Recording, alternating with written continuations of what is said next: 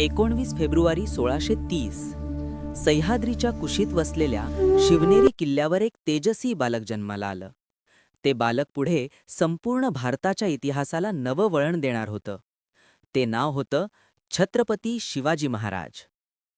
आई जिजाबाई यांच्या संस्कारात वाढलेले शिवबा लहानपणापासूनच रामायण, महाभारत आणि शौर्यकथा ऐकत मोठे झाले.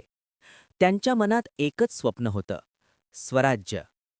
त्या काळात भारतात मुघल आणि आदिलशाही यांचा अत्याचार सुरू होता. जनता भयभीत होती, अन्याय सहन करत होती. पण सह्याद्रीत एक सिंह तयार होत होता. वयाच्या अवघ्या 16व्या वर्षी शिवरायांनी तोरणा किल्ला जिंकला. हा स्वराज्याचा पहिला विजय होता. यानंतर एकामागून एक किल्ले स्वराज्यात सामील झाले. 1659 साली विजापूरचा बलाढ्य सरदार अफझल खान स्वराज्य संपवण्यासाठी निघाला. भेट ठरली प्रतापगडावर. धोका ओळखून शिवरायांनी चातुर्याने योजना आखली. वाघनख्याच्या एका प्रहारात अफझल खानाचा गर्व चिरडला गेला. हा क्षण स्वराज्याच्या सामर्थ्याचा पहिला मोठा संदेश होता. पुढे मुघल सरदार शहिस्तेखान पुण्यात तळ ठोकून बसला. पण शिवरायांनी लाल महालात रात्रीच धाड टाकून त्याचा आत्मविश्वास खच्ची केला. औरंगजेबाने कपटाने शिवरायांना आग्र्यात कैद केले.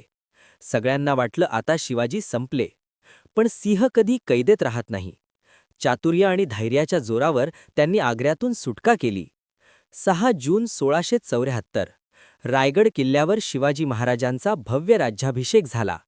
हिंदवी स्वराज्य अधिकृतपणे स्थापन झालं.